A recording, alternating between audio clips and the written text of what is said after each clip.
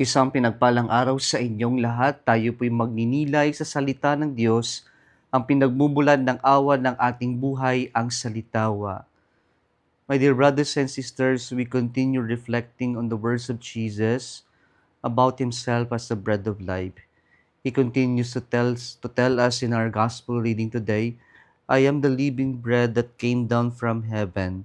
Whoever eats this bread will live forever, and the bread that I will give you is my flesh for the life of the world. In the past days, we heard Jesus telling that He is the bread of life, but He was talking in a spiritual sense.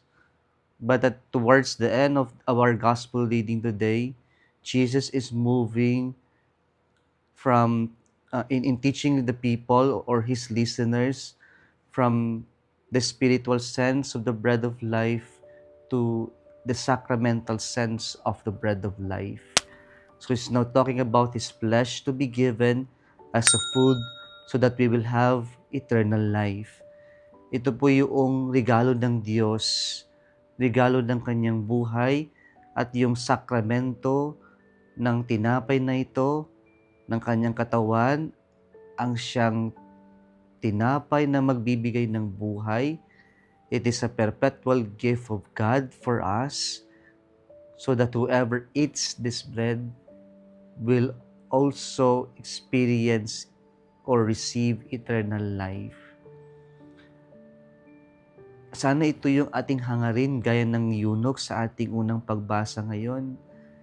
In his seemingly miserable life, yung kanyang buhay na incomplete, he was longing for something that would satisfy, that would give meaning and purpose in his life because of his condition as a eunuch.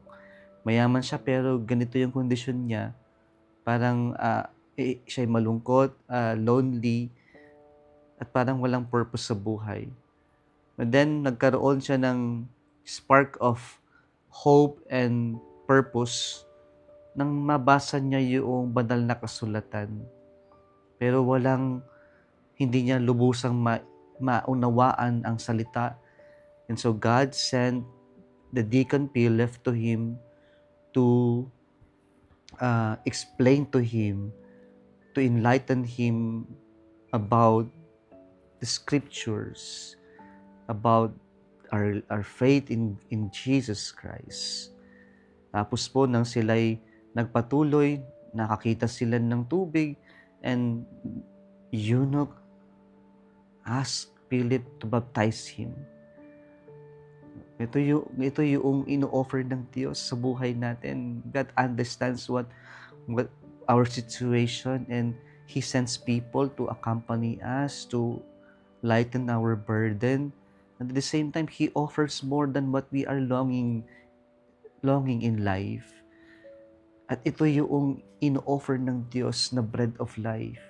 And this bread of life does not only satisfy our physical hunger, but this bread of life is what truly satisfies us perpetually. And so Jesus is slowly telling us in our gospel reading today about this bread that He is offering His flesh, the sacrament of food for life, so that whoever eats this will have eternal life. Mga kapatid, araw-araw hangarin natin ang banal na misa, sapagkat ang misa na ito ay regalo ng Diyos, regalo ng kanyang sarili, perpetually magpakailanman, upang sa ganon may pagkaloob sa atin ang buhay na walang hanggan. Kung nagustuhan mo ang video na ito, huwag kalimutang mag-like, share at mag-subscribe sa Salitawa Facebook page and YouTube channel. Muli isang pinagpalang araw sa inyong lahat.